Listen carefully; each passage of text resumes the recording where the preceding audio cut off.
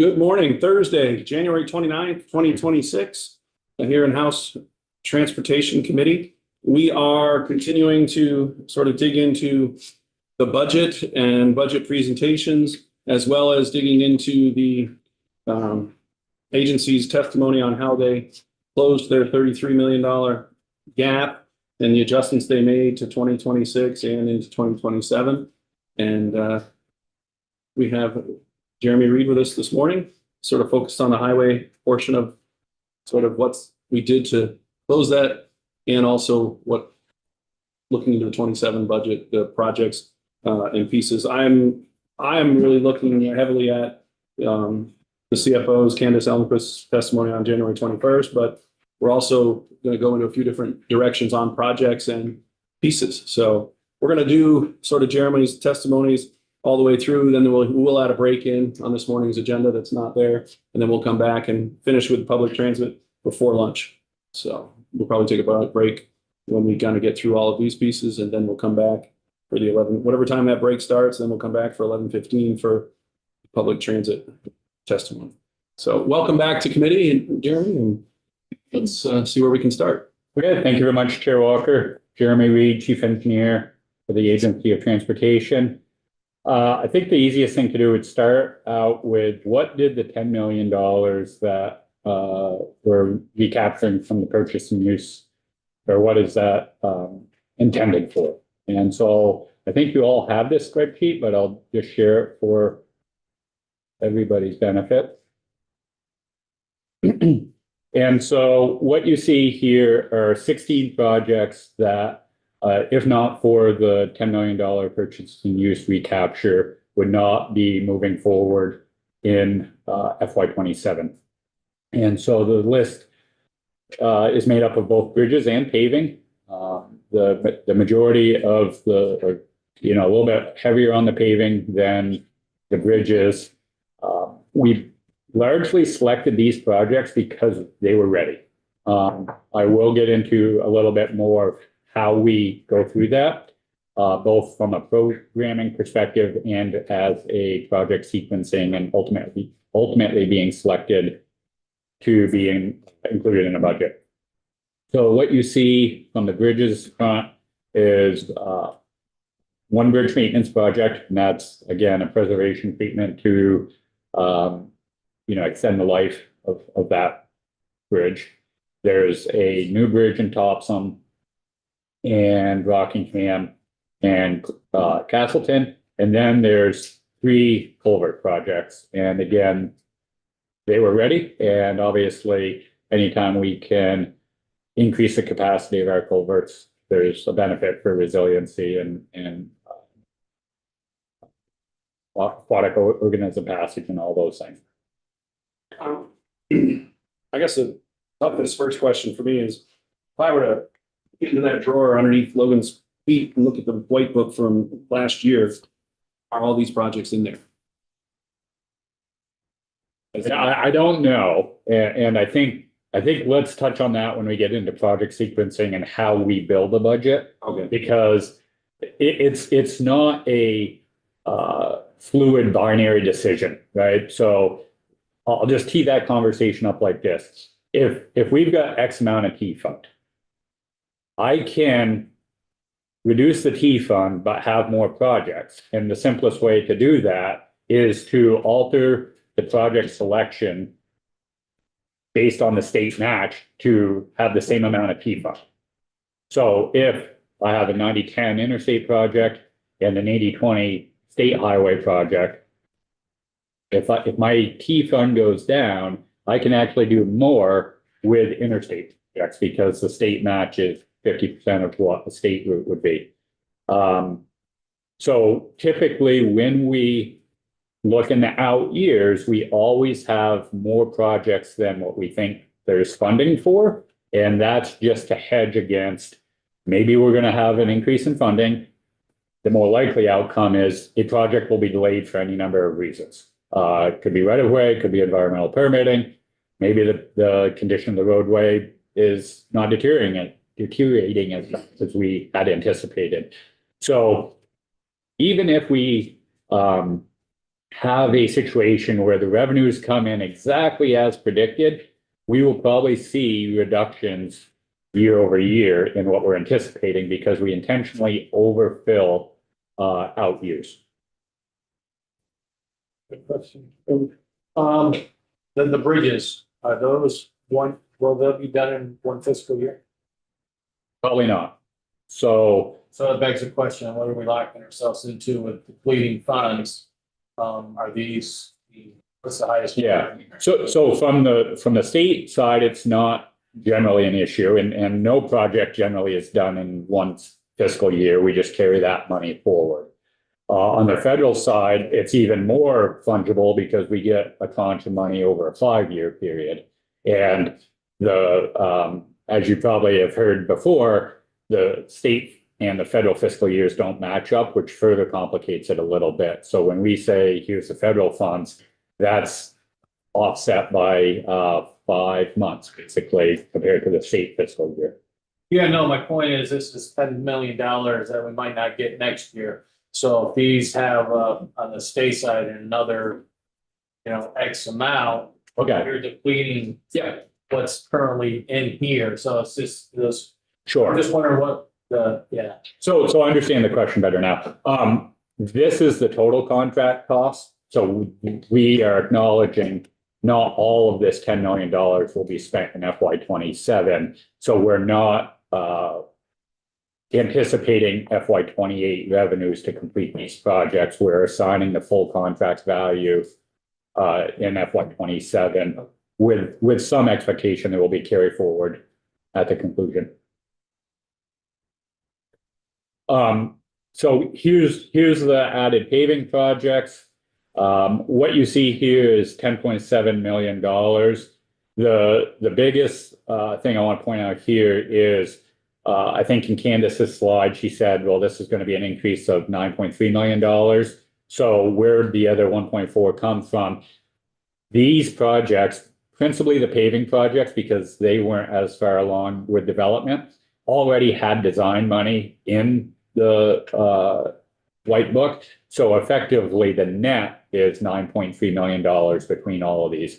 The bridges were all funded through the TIB, and these were further along in the design process. So they didn't have very much in FY 27 under sort of the original construct of the budget.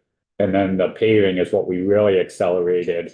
And there were monies anticipated in FY 27 just to complete the design. Just a clarification, I guess I'm confused, I never really added those up. I mean, we got 10 million for the purchase and use, which is all 80. And so now we're going above and beyond the 10 for the bridges. Well, so we're not. So that 10.7 includes the whole column. So that's bridges, T-fund. Oh, and that's, paving. I thought you Yeah. broke it down for Yeah, paving, no. 10 million, and then, No. okay, then it was okay. Traditionally, Yeah. the bridges are exclusively funded through the TIB. Yeah, So this is additional T-fund headed towards bridges.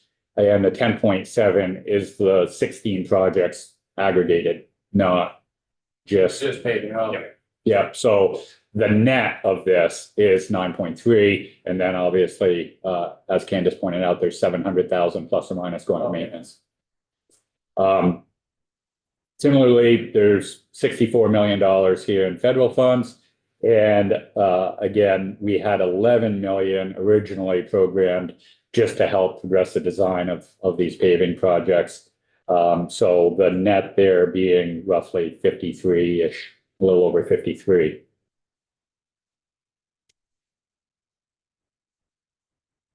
Any questions on what the $10 million gets us? Okay. Other than how you picked those particular, or how did they bubble to the top? Sure. The quick, easy answer is they were ready, but I'll get into the full sort of decision-making matrix now. So, okay. Let me go back.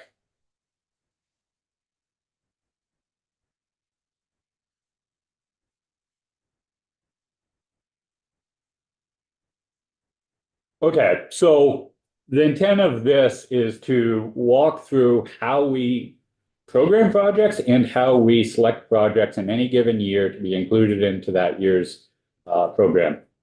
It is very much a two-step process.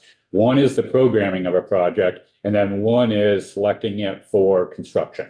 Obviously, projects move at different paces, so if something may be a priority in programming, those priorities don't carry it through construction just because there's going to be different rates of progress within the design phase. So I think most of you have heard the acronym VPSP2, Vermont Project Selection and Prioritization Process. And this is something that was implemented a number of years ago. And this is how we program projects. I'll just give you a quick overview of that. So the vision is to develop a performance-based, data-driven project selection and prioritization framework that maximizes the transportation value to Vermont taxpayers.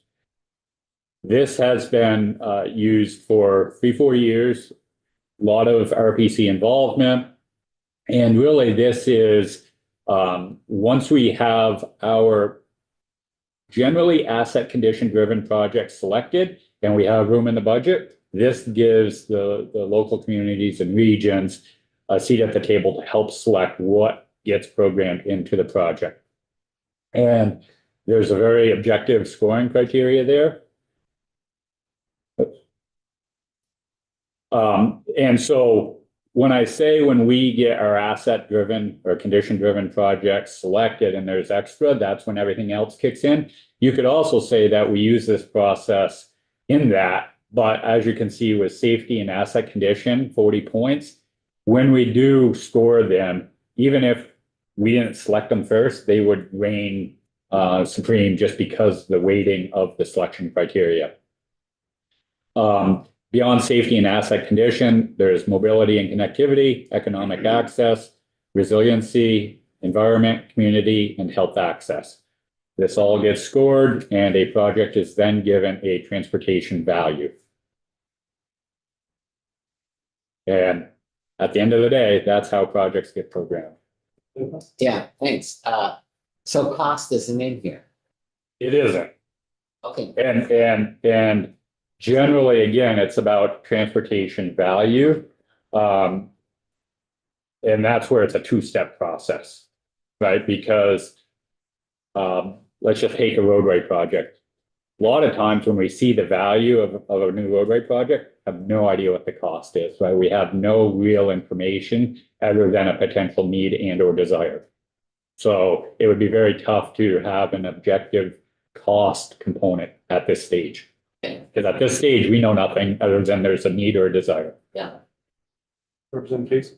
Hey, where was that bridge that was short there though? Picture of a bridge where it's like, it was just partial. This is Brattleboro. That's Okay. Yeah. Yeah. And so that's the southbound is the old iron truss. Yeah, And then this is the new bridge, which carries both northbound and southbound being constructed. And that's Route 30. yeah, you got the, did somebody take a wrong measurement there or is it? Wow, it's mid-construction. Yeah, no. It's mid-construction. I was just kind of curious, kind of hollow in there too. That's. Yeah, oh, it's huge. Yeah, So is it you guys can walk right through that, can't you? absolutely. Yeah, that's like at the deepest point, kind of towards the piers, I think that's like 30 feet deep. So do they keep that open so you guys can like periodically go in there and check and Absolutely. look for? Yep. Yeah, there's Good idea. patches to get in there and yep. Nice. Oh, nice little apartment in there. This was a bridge that You cost, got a housing crisis, there's a few places to put some homes there. this bridge caused some controversy in this committee. Just a Over little. the fact that it was chosen, it was an aesthetic sort of addition. It's a really beautiful addition, entry gateway into Vermont, sort of Route 30. It spans the West River just before it opens up into this big meadows, and there's a walking trail that goes behind it, like 100 people walk on that every day, and the bridge is just gorgeous. There's a blue, they painted the underside of it blue to sort of reflect the water. You can canoe under it. It's really spectacular. But yeah, during construction, I was able to go down inside the, what's underneath there and just walk around. It's very interesting. And then when it opened up, before they put traffic on it, they had shuttle buses. It's like the coldest day of the year, and people could walk across or go across in bus. It was really pretty exciting for our community. Representative Pat? Back to the. I'm done. Thank you. Those 10 criteria. Mobility and connectivity, is that like the number of vehicles that it uses? Yeah, so Versus, a very busy road versus one that's hardly used, that, to some extent, so I'll just read the published criteria. So it's increasing the reliable connectivity to jobs and other destinations and or increasing the number of mode choices available for people and goods, connectivity to bicycles, pedestrian, public transit, and multimodal facilities. So I think it's looking at, yes, volume is going to be part of that, but it's also the network at large. So if there's a road headed to an airport, a bus station, a train station, that has a higher transportation value than just a single use road, which would be vehicles traveling on it. okay, thanks. Representative Val? I'm just wondering how I believe a bridge in my town that is forever on the list to, get replaced. Yeah. But it's the only access in for emergency vehicles. And I was just wondering what sort of a criteria that would count as if something happened to it, that would be a problem. Yeah, so probably resiliency and safety to some extent. Okay. Resiliency is probably the biggest one. So yeah, those would be the criteria. So that would sort of fall under some of those criteria points. Okay, Yeah, absolutely. that's great. The unfortunate thing here is we haven't taken in new projects in a couple years, much to the disappointment of some local communities and RPCs. But the fact of the matter is, it's given the inflation and our fiscal constraints, we've got a full program for the next 7 to 10 years anyway. And so we're trying not to make promises we can't fulfill. And if we start scoring projects for construction 10 years out, the scoring is going to completely change by then. So we haven't taken any projects in for 2 or 3 years with this process. I guess I want to comment on that for a second, in that I know we have a big financial discussions going on in this building about funding transportation. And there's comment that, well, we addressed that last year with the JTOC transfer.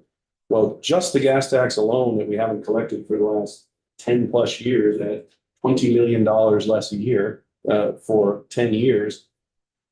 I don't know that everybody understands that there's a huge list of projects that people want done, like this bridge that was referred. I go to the RPC meetings in our area, and they're frustrated that why are they at these meetings if they can't impact and add a project? And the agency can't add them because they have no money to do that. And I guess what I'm saying is last year's work is not even close to getting done, nor is the work that we're trying to do this year if we want to help these communities. That's part of when I hear that, I think of how many times and how many dedicated people go to these transportation meetings and they can't add a project.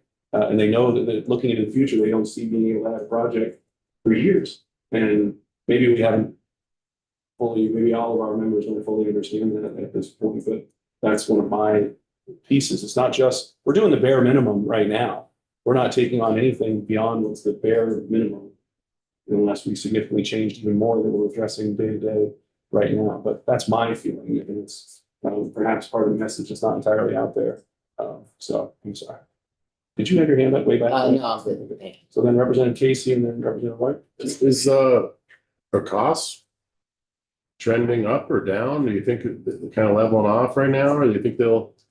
So inflation only generally works one way. Hence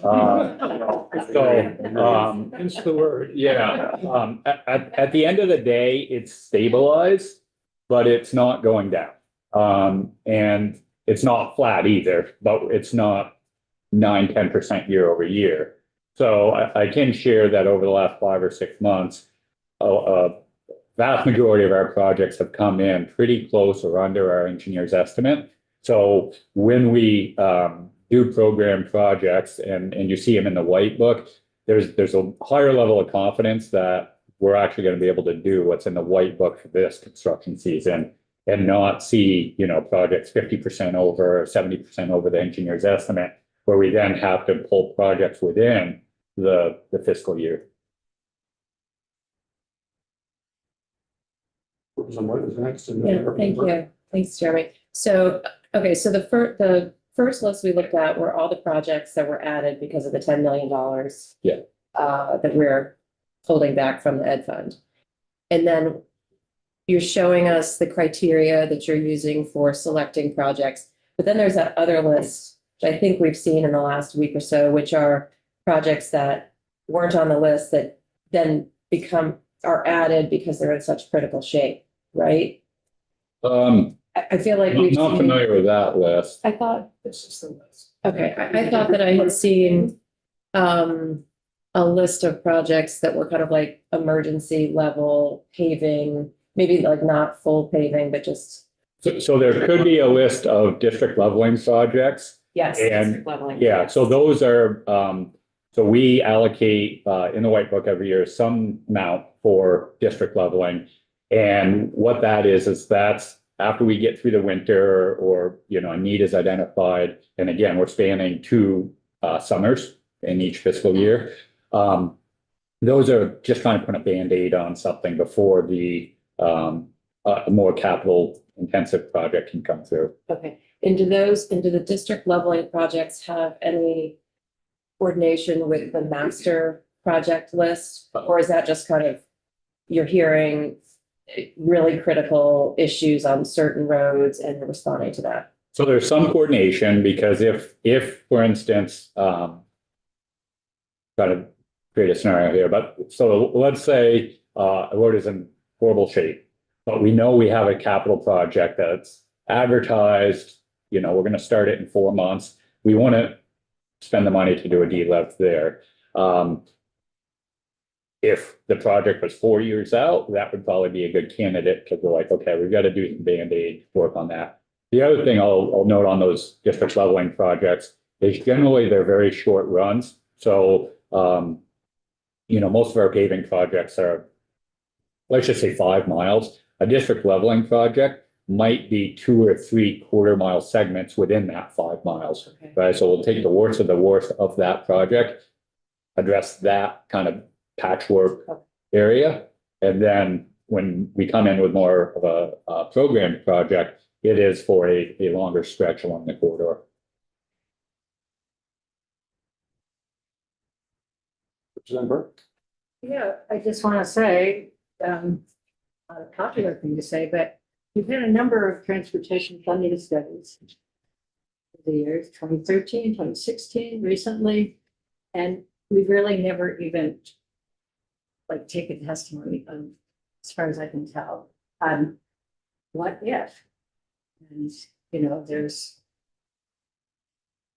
a mix of things that would probably be necessary to bring in adequate revenue. So what do we do? Do we just throw up our hands and say we don't have enough money and people are clamoring for projects? Or do we actually look at some options that at least consider and then maybe say, well, no, it can't be that or it can't be that. So I'm just bringing that up because I feel like that's the elephant in the room here. Yeah. Representative Fab? Yeah, and I'll sort of add to that. I mean, 2 or 3 years ago, it raised fees, transportation fees, got a lot of heck for it, but it's now fully embedded in the budget. And without having done that, we'd be that much more in the hole. So, yeah, I agree. It is sort of the elephant in the room. And it doesn't mean, we just go for as much money as you can, but you don't solve this problem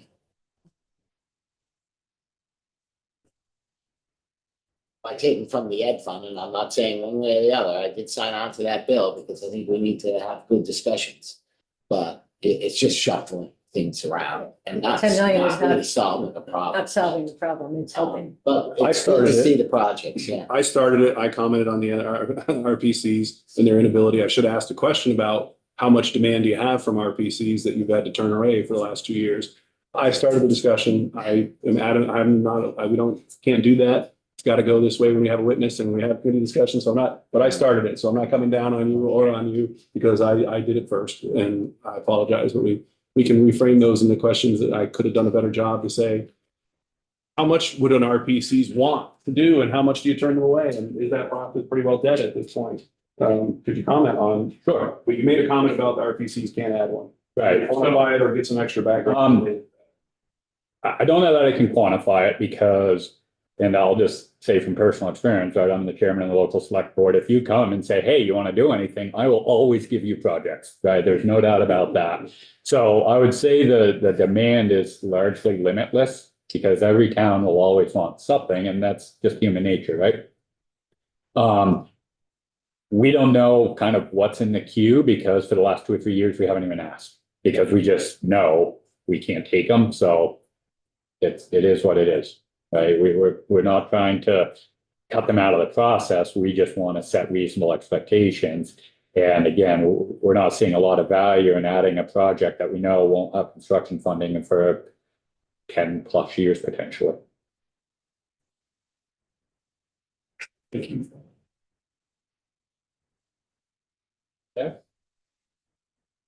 Representative Allen? Yeah, if there is such a long time frame, is there before we embark on fulfilling this project, is there a way to for the community to touch base again with the agency and on just maybe through the RTC on what the project is about and if it needs modification or if it's still wanted or if there's maybe something that in their local context that has risen to the top, and is there any flexibility to say we would prefer to do this or instead, or we need to do this instead? Sure. Sometimes there is certainly ongoing communication with communities on our projects, even if they're entirely state and federally funded. You know, we have local concerns meetings, there's obviously property owner visits, and we have various touch points along that process. We're not really in a position typically to get a project close to ready and then go back to the town and be like, do you want to do this or do you have another idea, right? Because that project is ready, another idea may not be. And so, and this gets into the sort of second part, how do we select those projects? If we're talking about features of a project, absolutely, through that process, you know, if you want to look at, hey, can you adjust the line striping, right? That's a common one. We're coming through with a paving project. We'd like to adjust the line striping. Can you look at that? Happens all the time, and we're certainly able to do that. We're not able to take an F-pave, which is a fairly low treatment paving project, and then fix the geometry of the roadway though, because that's outside of the scope of what was programmed.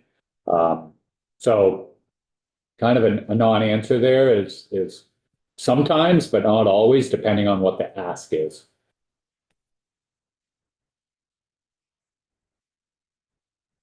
Okay. So once we get to, I'll just say August, September, October timeframe, and we start building the next budget, essentially we have a sequencing process that looks at 5 different tiers, and this is much more subjective. But this gives you an idea of the decision-making and what's in our heads on how to build an out-year budget. So the first tier is basically continuation of what's already happening. So obviously, if we have ongoing construction, we have to finish that construction project.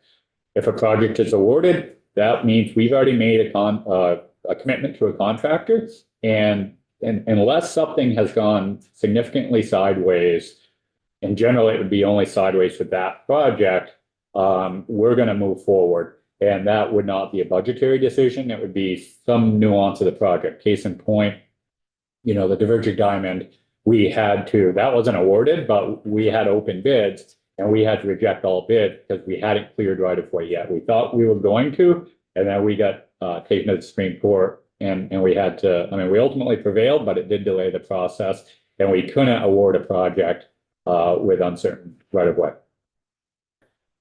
Safety critical needs. So if there's something that's happened, that would obviously jump to the list. Prime example would be the Fairleigh Rockfall. That wasn't on the project selection list until the rocks fell. And that was a very significant project. I want to say over 15 million that had to be added, but it needed to address a safety need. And then any time limited money. So if funds are about to lapse, we have grant funding that expires, anything like that, that obviously jumps to the front of the list because the last thing we want to do is send back federal money. So those are the absolutely first selected projects fit into this category. The second one are projects that we have commitments with other states. So the Brattleboro-Hinsdale Bridge is a prime example. That's a New Hampshire managed project. We committed to them that we would, have the funding in the construction years. So that's one of those must do. Critical asset condition. Again, if the road's deteriorating, that might be a DLEV. If a bridge is now being posted or we think it's about to be closed, obviously that elevates it to the top of the list. And then the third in this asset and cost considerations would be if we have a preventative maintenance project planned, and if we keep kicking it down the road, now all of a sudden we lose that window to do that preventative maintenance and it has deteriorated, let's just say a bridge, the steel is rusted beyond an ability where we would feel comfortable just repainting it and doing some patchwork. So that's kind of the third consideration within this second tier is the project scope going to still be appropriate for the construction season. The third tier, and this is where we actually start making decisions, right? Because the other two generally are without discretion, they become obvious. And we generally always have funding for the first two tiers. So the third tier is dependency on other projects. Again, Divergent Diamond's a great one. We could not kick that down the road another year or two because we've got the Burlington-Winooski Bridge. And regionally, we don't want to absolutely foul up traffic. And we can't have those two things going on at the same time. So if there's any dependencies along or amongst projects, that's a consideration. We've spoken frequently on our performance measures, right? 25% very poor, not to be exceeded, 70% or 70 travel weighted average, things like that, and obviously bridge conditions as well. So when we do our analysis, how does the project help with our network condition?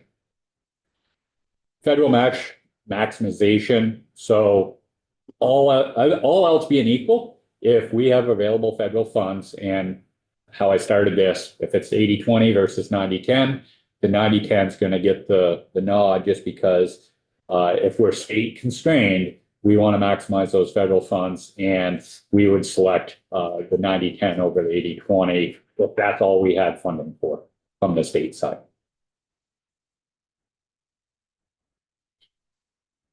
Tier 4 is a little bit less frequent as the decision maker because a lot of the budget's going to be built in the first three tiers.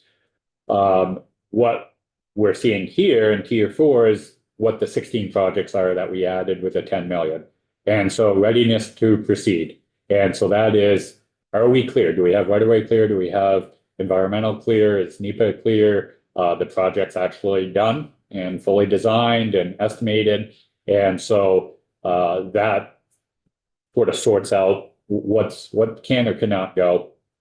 And then all else being equal, regional prioritization. So when we do go back to VPSP2, where did this score on that prioritization? So let's say we have, two identical projects and the region, the RPC or the TAC says, well, we'd really rather have this one. Then that's where that input comes in to help us build that next year's project list. And then tier 5, largely not something we were able to entertain at this point, but capacity limits. So industry and agencies' capacity to actually deliver those projects. So if we had a bunch of extra T fund, and this is sort of what we did this year, then you saw a mix between bridges and paving. So we actually used T fund on some bridge projects, again, trying to distribute the type of work, because what we don't want to do is have a year where there's 200 million in paving and 50 million in bridges, because then the bridge contractors are underworked and the paving contractors are overworked. Long-term strategic goals. So this is multimodal connectivity, resiliency, any other sort of longer-term aspirational goals would fall into this criteria. And then ultimately geographic equity. Are we doing as much in the kingdom as we're doing in county type stuff? And that's, you know, kind of the last consideration. We got to look at the network at whole, but you know, just because you live in one county or another, we try not to let that swing the decision making. And again, that's not very frequently the decider. Yeah, thanks. The idea that, and that makes sense, is that you have to sort of coordinate with the contractors too, you know, I would guess like potentially some paving contractor might say, I got this huge project in Maine, and I'm not gonna have as many assets available. So how is that done? And, you know, do we have meetings during the year with contractors to understand their capacities or their limitations? Or maybe their overcapacity. Right. So we don't generally meet with specific contractors one-on-one for obvious reasons. We do hold regular meetings with AGC of Vermont and paving industry, PAVE, to understand where the industry's at with various things. And you know, it goes even deeper. You know, within the paving world, there's different types of treatments. And again, we try to balance that out because different contractors have different capacities within those treatment types. And so that's part of that just ongoing effort to understand where industry's at. The other thing we try to do is have some level of predictability so that they can be prepared for 2 years out, 3 years out, because they've got to make capital investments. They've got to work within their workforce constraints. And so we try to be as transparent as possible as what's coming. Unfortunately, especially at the federal level with reauthorization, we're in the last year of reauthorization. We have no confidence in predicting what that's going to look like. So we're in a little bit of an awkward place today with that. But again, we're at least on the state side trying to provide some level of predictability and satisfy the previous 4 tiers, right? So Jeremy, thanks for this. This may be an impossible question to answer, but do you have a sense of the inventory that needs to get done? And I know there's so many criteria about how far you go out. I mean, everything's got to be done in 100 years, but in the 10-year cycle, I mean, get a sense of magnitude of the issue? We do. It's probably easier on the bridge side just because they deteriorate slower and more predictable. The paving side's a little bit more challenging. You know, the paving industry will tell you, well, if you've got 3,300 miles of road and you pave every mile every 10 years, that's 300 miles a year, right? We think we could probably do with a little bit less just because you know, some of our preservation treatments and some of our more intensive treatments that we expect to get more than 10 years of. So there's a little bit of fluidity there.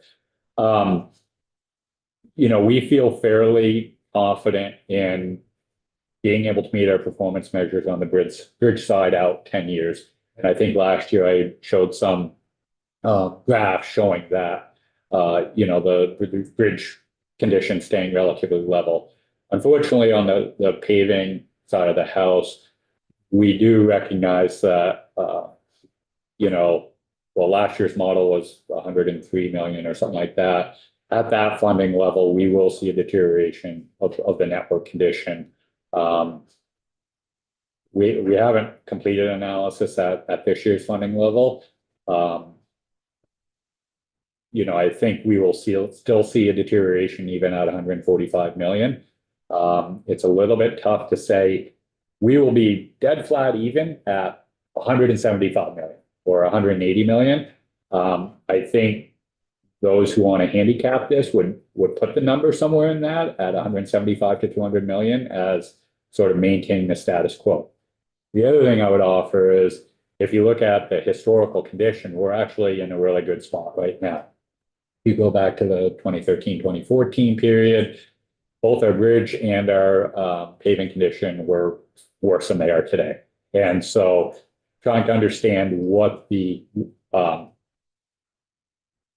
public's expectation is versus our goal is a bit of a uncertainty as well, because we can anecdotally say that if 25% of the roadways are in very poor condition, we've met our strategic goal, but there's going to be a segment of the population that's very unhappy with us.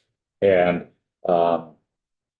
you know, everybody has their own experience, right? So if you're part of that 25% as your daily commute, it's unacceptable.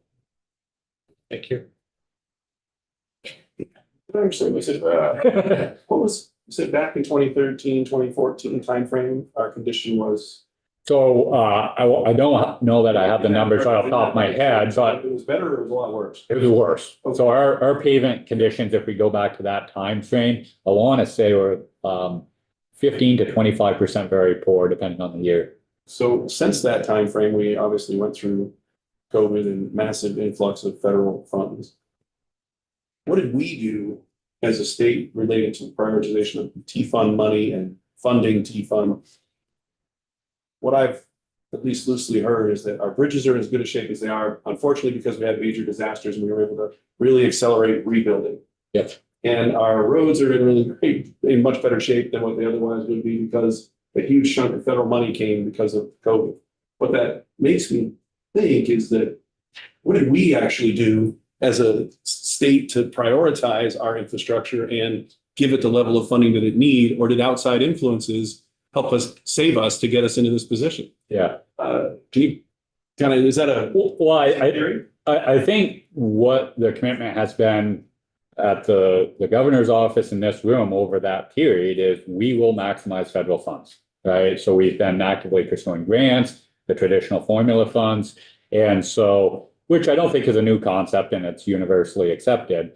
And so I think, you know, there's just been a commitment to raise the T fund and the TIB fund enough to make sure that we fully utilize those monies. Obviously, in that time frame, you're right, we saw devastating floods in 11, 23, 24, less so in 25, but still nonetheless. And so we have seen a dramatic increase in federal funds that we've been able to capitalize on. And we've been aggressively pursuing grants that we were able to capitalize on. That has shifted. And again, I'll just use rough numbers here. We have now become accustomed to budget years with 100 or so projects. If we go back to our days, 2009-ish, right? The historic norm was 65 projects. And I can pull some data and show graphs on that. But so I'll just start at 2009 as sort of a benchmark. We see a fairly significant increase in annual project workload than what the historic norm was. And that's, I think, probably one of the biggest drivers. Now, I'd like to also say that we as an agency have become a little bit more strategic, a little bit more intentional in our decision-making. You know, I think, you know, folks can tell you the war stories here where this committee would pick each project, right, back in the day, and say, we want this project to go forward and this project wants to go forward. Days or The good old days, right? Prioritization. Yeah. That was my time. And so again, we've tried to be a little bit more intentional and data driven, right? And so is there a silver bullet? Is there a one thing that changed the paradigm? No, it's a bunch of things.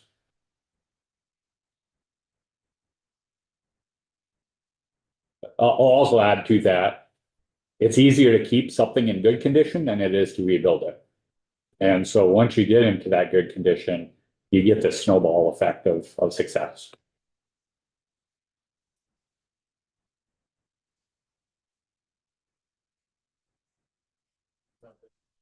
Okay. Representative Couch? And just sort of build on that, I expect what you're saying, 15 years ago or so, conditions were not as good as they are now, generally across the board. And I would guess expectations, go up with that too. So, it's, not judging it at all, but, the expectations are, and, I think as I drive around different areas, just even in New England, I sort of say, boy, this road's bad, not like Vermont. I generally look at Vermont's roads as pretty good. So. Without a doubt, expectations change with what you're used to. We do anecdotally know, and again, no real science behind this, that our goal of 25% very poor, around 18-19%, you reach a critical mass there where folks start calling the governor because you've got enough people whose daily experience isn't pleasant. Not saying that's the right number or the wrong number, but to your point, yeah, there is some level of expectation that will change, and the degradation of the experience will probably trigger concerns quicker than an improvement of the experience. You mentioned about, well, you said something about neighbors, et cetera. Do we have any idea how you would compare us to northern New York, New Hampshire, Maine, as opposed to southern, the other weather and geographic related challenges, mountains, hills up and down? Flat's got to be easier. It is. So I can say nationally on the bridge side of the house, we're in very, very good shape. We are better than any of the northern New England states. And I think the last time I looked, in which we had numbers for, which is 2023 numbers, I think we were 9th in the nation. So pretty good. Don't have quite the same success story on the paving side. We're probably in the middle of the pack of northern New England on the paving side. And again, that's much more of a volatile number, just because a roadway can deteriorate over a span of 1 or 2 years. That can really change the scoring. But I think that's basically where we're at. Then Lally and then Representative Peterson. Yes, I was just kind of wondering, we, a couple of years ago, had a very interesting tour of the materials lab and learned about some of the new techniques. And I was wondering if that's making maintenance easier, last longer, or if you could sort of speak to that. And because it's sort of interesting, it sounds like we have, our system is overall, you're suggesting, in better shape than it was, let's say, 12 years ago at this time, which is great. But what's it like to maintain something like that? That becomes the, as the secretary said, gave me an insight into how you guys see the world. Things are deteriorating as I sit here, I think he said, which is quite a graphic image. No, and it's absolutely true, right? There will never be a day when we're like, okay, we're done, right? I mean, because it just a freeze thaw cycle. You've got rust, you've got corrosion, you've got heaving. So it is going to be a perpetual effort. Without a doubt, the materials we use today are very different than, well, from a geeky guy like me, they're very different. From the layman's, they're probably not that different, but they're definitely different from what we did, 2010, 2011 timeframe. Our concrete mixes have changed. The asphalt we use in paving has changed. Our rebar, which is the steel inside concrete, is much more corrosion resistant.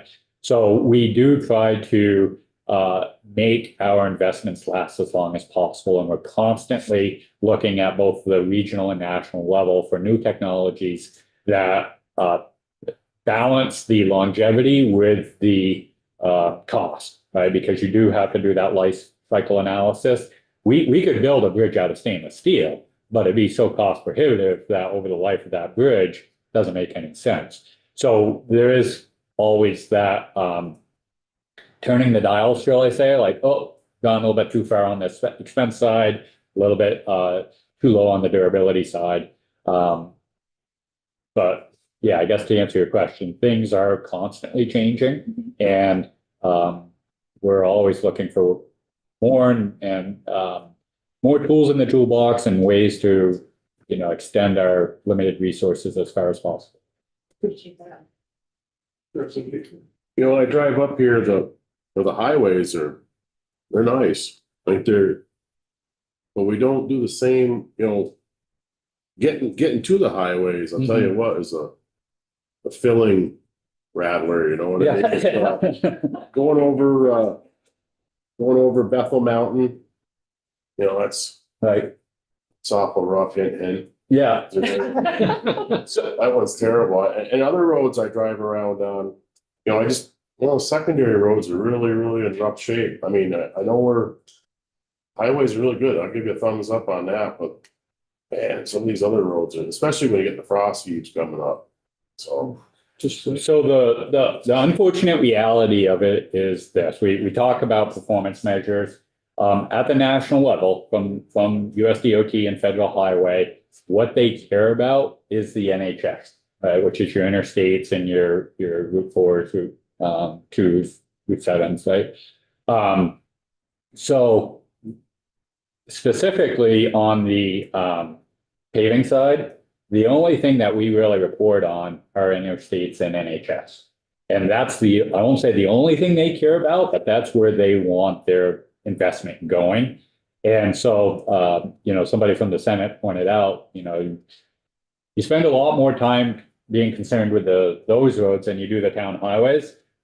Yep, because the people who fund us are way more concerned about that. And so at the end of the day, if we don't meet those targets on the interstate and then NHS, Federal Highway can come in and say, okay, you're not spending any more money on the secondary roads until you increase the condition of the interstate system, as an example. Obviously, any bridge over 20 feet gets inspected, and that's a safety concern, but there isn't a performance measure at the federal level for town highway bridges, right? So it's part of the National Bridge Inventory, and so we ensure safety. But if I'll just pick a really crazy number, 55% of our town highway bridges were in poor condition and were subject to weight restriction or potentially even closure, the federal highway would not look poor upon us.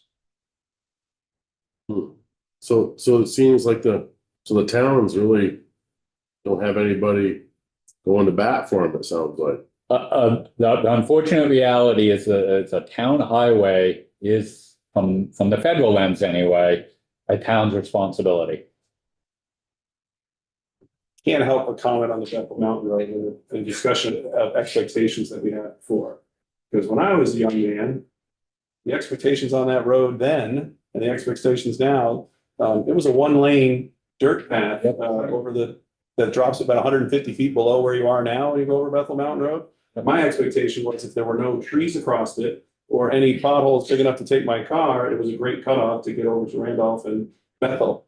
And now it's quite a beautiful road that does now need some significant more work, but the improvement and the expectation is amazing because that was a one-lane road when I was a kid. What was over in Bethel and Randolph that was so impressive, I was get to.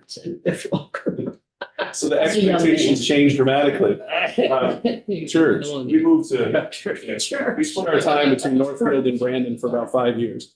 The family was split between Northfield and Brandon for 5 years, and the Bethel Mountain Road is the best way to get, quickest way to get between the two. So, but boy, my expectations then and my expectations on that road today are completely different. I just find that interesting to me. Representative White, save me. Hey, Jeremy, I have a couple questions. First, seeing the pretty big increase in paving projects scheduled for 2027 versus 2026. Are you feeling confident that the agency has the capacity to oversee and make sure that increase is achievable? Yeah, no concerns on a $150 million paving program. From either an industry capacity or our capacity perspective, that's not a problem. And then my second question, so you're obviously looking at the conditions of our roads all the time. You've been in this position for a while, it sounds like. Could you just talk about salt and its wear on the roads? And I know we have a salt program that Ernie's spoken about last year. He's feeling pretty good about. Do you feel like we're doing everything we can to use the least amount of salt that is necessary to get the road conditions we want while taking into account waterways and cost of salt and the use of salt brine as a means to make salt go further, et cetera? Sure. So I can't speak to the practices of how much salt we use and when we use it and how we use it. That's outside of the highway division. So I want to dare opine on that. I can say salt is very detrimental to specifically our bridges. It's very corrosive. Everyone's probably experienced that. And we have a lot of metal components in our bridges that we try to galvanize and make, specific critical components, stainless steel, things like that. But at the end of the day, we are fighting a very corrosive environment.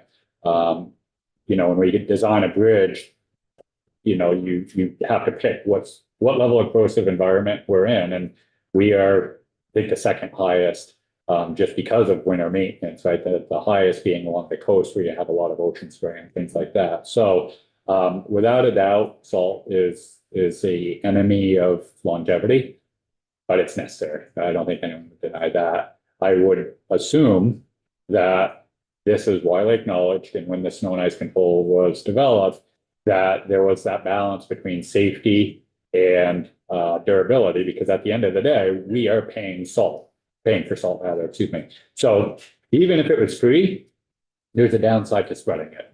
So, we don't have a bare roads policy. It is expensive. We recognize that. We also recognize the roads have to be, on Monday, they have to be safe to travel on. So I assume we're striking the right balance. The snow and ice controls plan's been largely untouched for a long time. But it's definitely a balance to be struck. And just, so when you say that the plan's been untouched for a long time, so you're referencing that our salt practices were established X number of years ago and they've pretty much stayed the same since then? I believe that to be true. I mean, I think there's some margins within the snow and ice control plan, but by and large, the snow and ice control plan is what it was quite a while ago. I don't know when it was fully adopted, but just hallway conversation, it's largely the same. Thank you.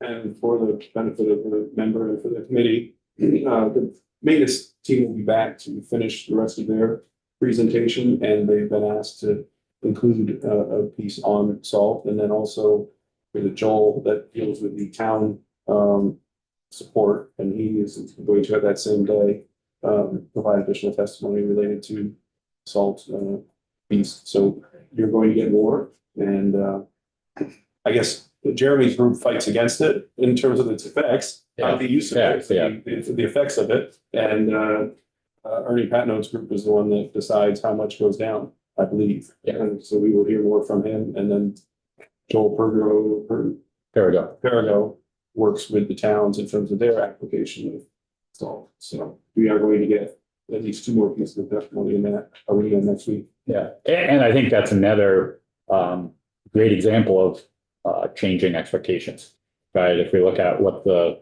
roadway conditions were after a storm 20 years ago and what the expectation is this year, it's probably quite a bit different.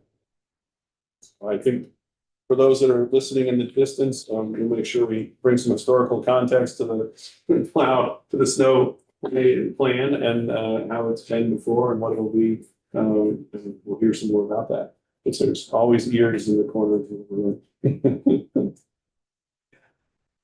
Was there another question? Representative McCoy, I'm sorry. From my personal experience driving Mandan Mountain Route 4, I will say that there is less salt being applied. There absolutely is. That's a dangerous corridor. Several deaths on it. I mean, you drive it too. So I feel that there has been less salt applied. I mean, it's driving to the conditions too, but getting up to the top of Killington Pike and heading down and a curve down. It's treacherous. So The doctor always says less salt too. Representative Lally. It's all the way around. It's not just the roads. So there was a story in the news recently about how towns are having a hard time getting salt and they're running out. What's the situation with AOT? Do you all have? I'm asking you a question about somebody else's. Yeah, I mean, I don't know, I can't give you like today's update. I can just say that I know we work with towns on a very regular basis. And if they are in dire need, we'll do what we can to help them out. We're gonna bring back our salt guy, for sure. I know, and I just want to comment on that because this last storm that was hyped up so much, my road crew reached out to me because they hadn't salt. And reached out to Matt, reached out to Ernie. I got an answer back within maybe a half an hour that if towns were in short supply, they could get one truckload for that particular, just to get them by the storm. So I think it was a great partnership between both states and the municipalities. And it worked out well. And what my road foreman told me was they get their salt historically from Cargill. Yep. And they are completely out of supply. Must be using it now, yeah. Right. So they don't have to look to other avenues to get them through. Some of it does, some of it comes from Western New York. Some of it from Canada. There we go. We might even have, when he's got time to put his testimony together, he can explain to us how salt's distributed throughout. Yeah. The Northeast and how it gets here and how it gets to and divided. And I don't know how to, I've never been a select board chair or involved at the level that many of you are. I have no idea what our town does to secure salt.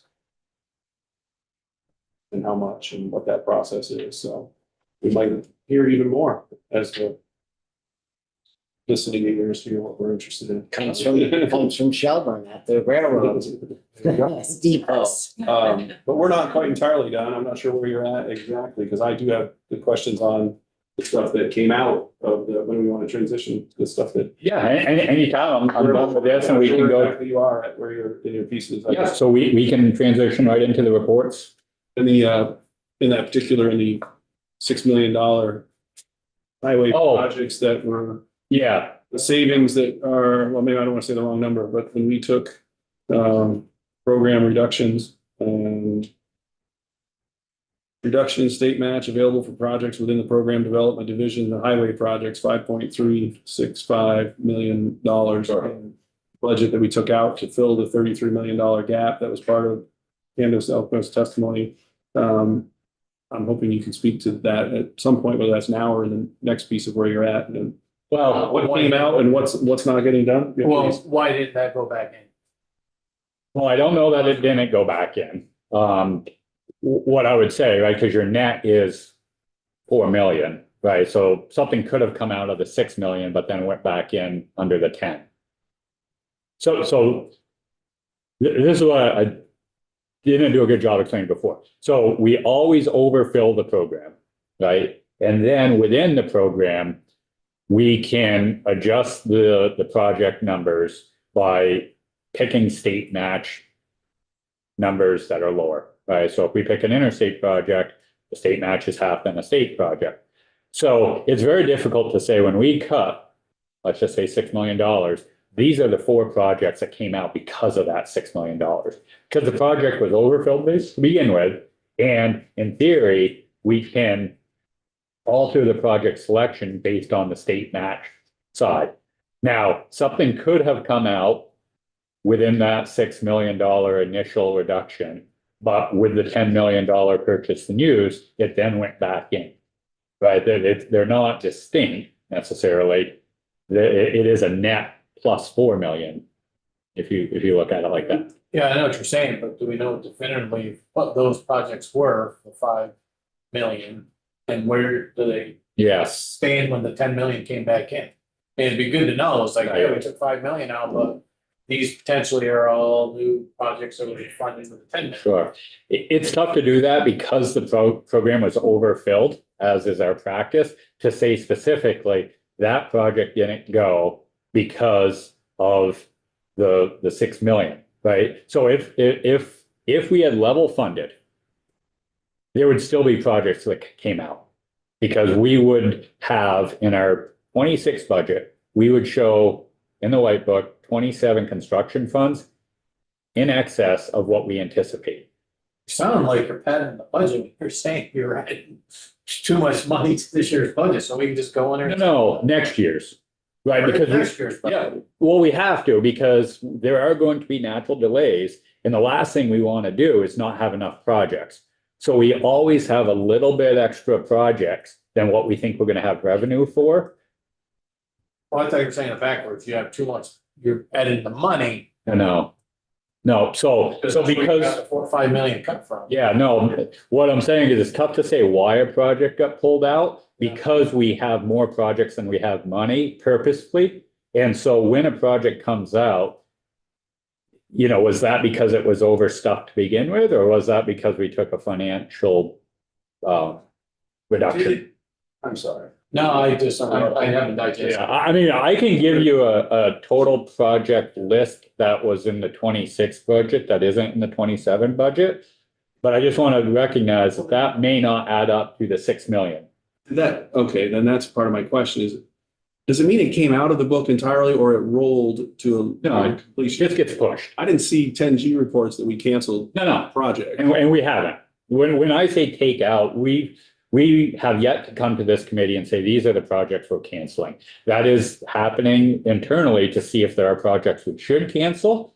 They're not paving projects because that need will be there sooner or later anyway, but there are roadway projects and some other projects that were potentially brought in that the need has disappeared. But yeah, when we say projects were removed or canceled or not canceled, but they were pulled out of the budget, they're not pulled out entirely. They're just pushed to the next year.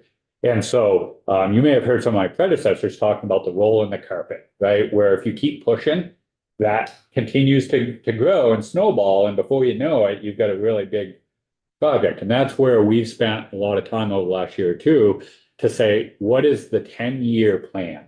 Now, as you get in those out years, obviously the accuracy goes down.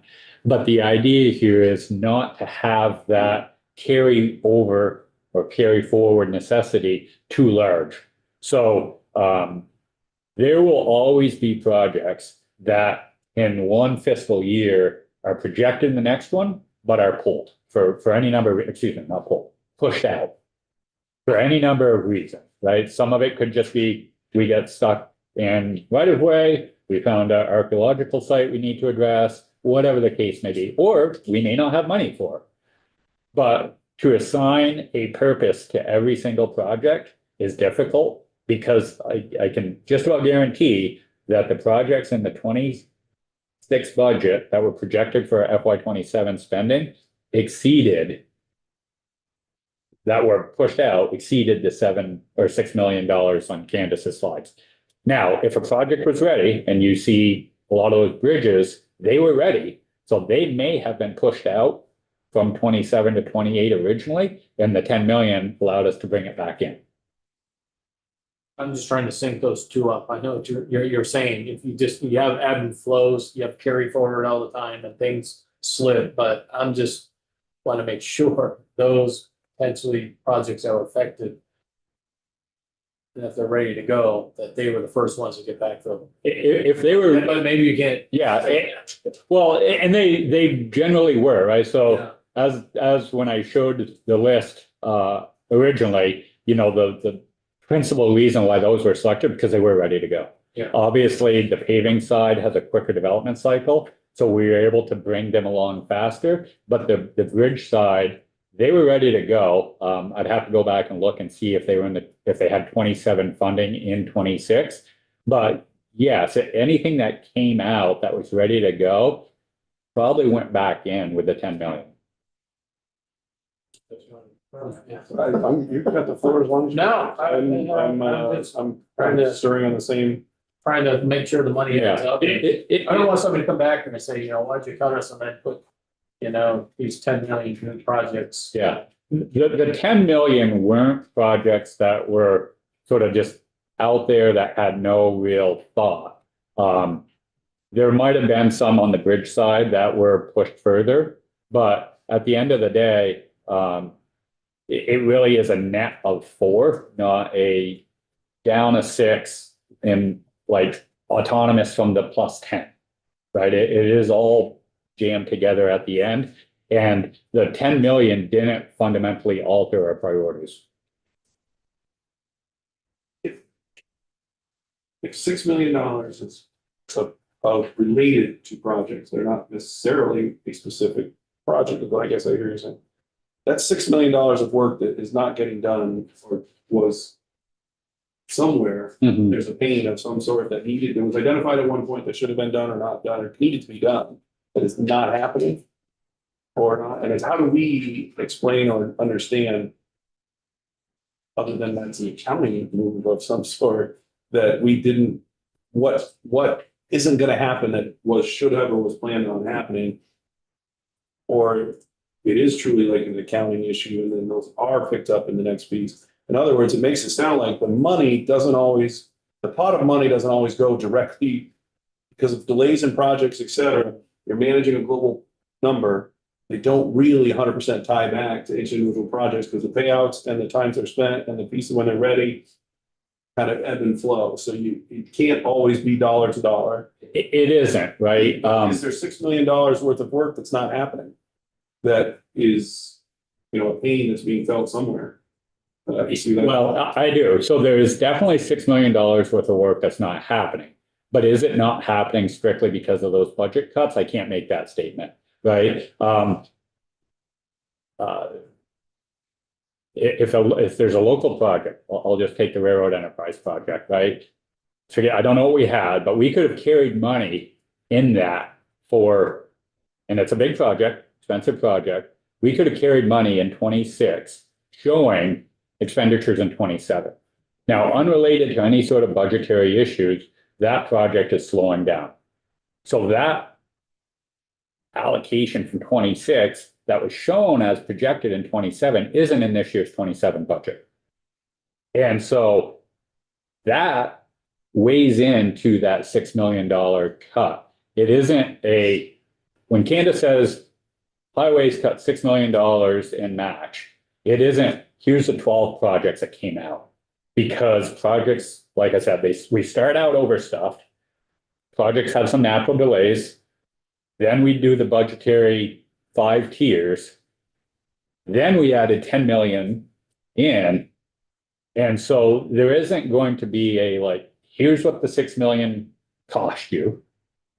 Here's what the 10 million got you. Because that 6 million, there could be a project that was shown in 28 that moved to 27 because a big project may have gotten delayed. So when that railroad project you were talking about they slow down, that money the reason the projects are over padded, that there's more, that's a tough word, there's more projects in there because if this one's slowed down, we will just move that T-fund money onto those to make sure construction continues to happen and we maximize the dollar. Exactly. How do I know that I couldn't take and tell you make that $10 million and save the jobs? Well, this committee has that discretion, and we would then, right, much like last year, right, I sat before you and said, if the JTOC appropriation doesn't occur, here are the suite of projects I can cancel, right, or not cancel, Push out. push out.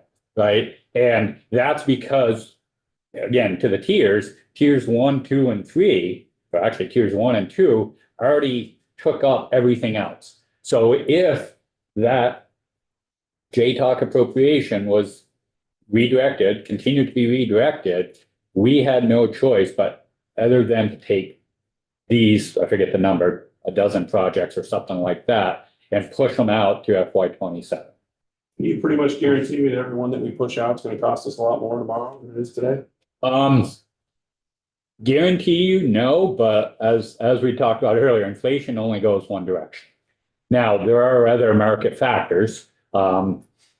Generally speaking, if we point out a $200 million paving program versus a $100 million paving program, you know, they have certain limitations, so there may be some price increases. I mean, we don't work in a silo. If New Hampshire cuts back, okay, our bidding is more competitive. If New Hampshire has a big increase, now all of a sudden our bidding is less competitive. So inflation is always present. Inflation always goes one direction. Generally speaking, yes, project costs only go up. Can I definitively say that the pricing would have absolutely been better this year than next year? Not really. Pretty close with some level of confidence, but definitively no.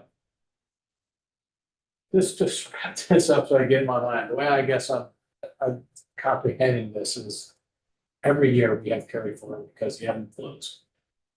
And it's typically, you know, 10, whatever. So basically what we're doing is we're taking that carry forward and we're just reverting it in the current year that we're in. Because we know there's gonna be X amount. So we're at 6 million, this basically would have been a carry forward for the following year, right? Because you haven't flows, things are slowing down, but we're just gonna take that, well, we're not gonna wait till the fall, we're just gonna take it now. Because the odds are, we know that there's X amount every year we carry forward projects.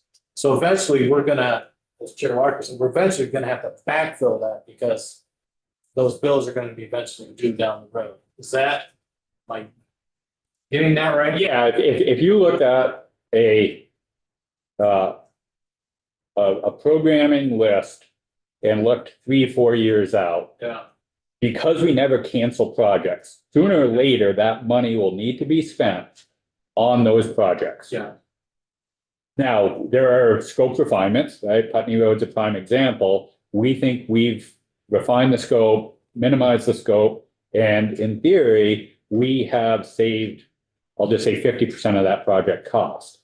Now, that doesn't show up as a cut, right? We didn't eliminate anything. We just narrowed the scope and refined the scope and potentially got ourselves total funding of, I'll just throw out 25 to 30 million. Now, that's not a cut per se, Right. right? But Carry forward. So as a policy committee, it's not sure what I said, we could just theoretically, our council level, because we know the last 5 years, we always have X amount of carry forward and money doesn't get spent. Big fly. well, I'm not, no, I'm just. I wasn't suggesting. Yeah. I'm just I'm trying to just saying, understand. that's how what that we works. did, our comfort level 6 is gonna be there, Okay. and like you, is. Well, Up to you, but it could be 10. well, I won't say the money's gonna be there. The project in need is gonna be there. No, projects can need, but it could be under from various things that come in, bids, come in lower. Yeah. Yeah, I mean, I'm just stirring up stuff, but theoretically, you're right, that could be 10. yeah, I mean, at the end of the day, Yeah.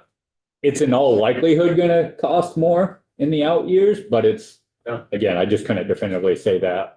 For the- I'll take out the word guarantee. Right, Representing Casey?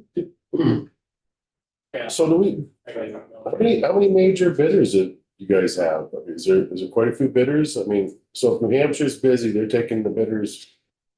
They got some bidders over there that are we dealing with the same? Same, Yeah. Frequently, yes. So it's very dependent on the type of work. There are some scopes of work where we are lucky to get 2 bidders. There are some scopes of work where we think, okay, yeah, that project's very much touches on a lot of people's preferences, and we'll have 6, 7, 8 bidders. It's a smaller project type of thing. Yeah, smaller projects definitely have a bigger bidding pool. I'll just use the Virgin Diamond as an example, right? That was two bidders. The Queechy Gorge Bridge was one bidder. So it really, there's a lot of inputs in that. Right. But so that's how prices can really go up. There's nothing, so one bidder is like an operative to get one bidder, it's like, let's not do that. Let's wait till people are hungry.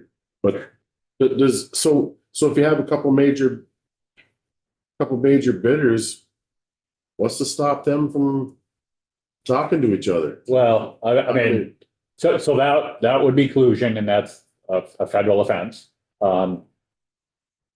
Do we know that we could catch that? I don't know. I mean, somebody makes a phone Well, I call think to it'd be, another guy. yeah, I think right? it'd be hard to do, but I mean, I mean, the bigger issue, right? And this is kind of what we saw with IIJA, right? We talked about, it was probably, I won't say a net loss, but on balance, our purchasing power went down over the IIJA.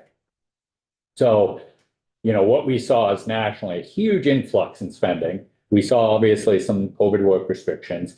And so, the National Highway Construction Cost Index went up 50, 60, 70%, depending on when you measured it. And our available funding from a formula perspective went up, I think, 18 or so percent, right? So it's a market with a lot of inputs, and there's not a lot of definitive guaranteed statements that if I do X, Y is going to happen, because there's a lot of things. Even recently in Vermont, we're seeing a consolidation within contractors. So a couple big contractors are buying some of the smaller contractors. And does that affect the market? Probably in some way, but I wouldn't want to sit here and say, we're going to see prices go up. I don't know that, because there's 7 other factors as well. well, you said it went up 50, 60%, right? Right. It's not gonna come back down. Nobody wants to No. let go of profit. I mean, I've never put my prices down. Right. Yeah, and I think there's a question of whether or not that's all profit or not, because it's still a competitive marketplace. And at the end of the day, AGC's been in here talking about the workforce challenges, right? What we see in salaries from 2019 to 2025 is really a significant increase, right? And if you tried to hire somebody at 2019 wages today, you'll get nobody. The workforce just isn't there. That doesn't mean that the contractors are, making exponentially more. Their costs have increased as well. Okay, other questions?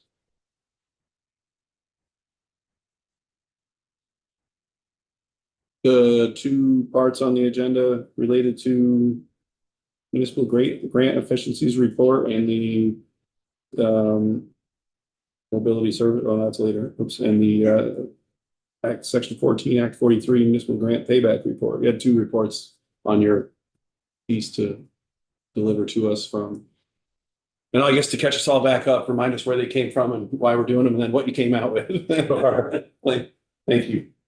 As you frequently remind us, this committee did not request these reports.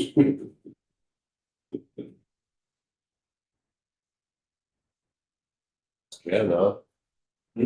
Lost Ken. Oh, yeah, I guess so. That's up with his new best friend.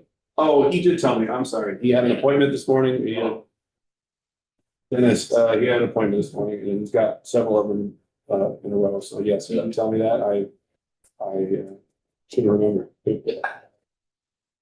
I'd rather be here than where he is. Yeah. So, That's not easy to say.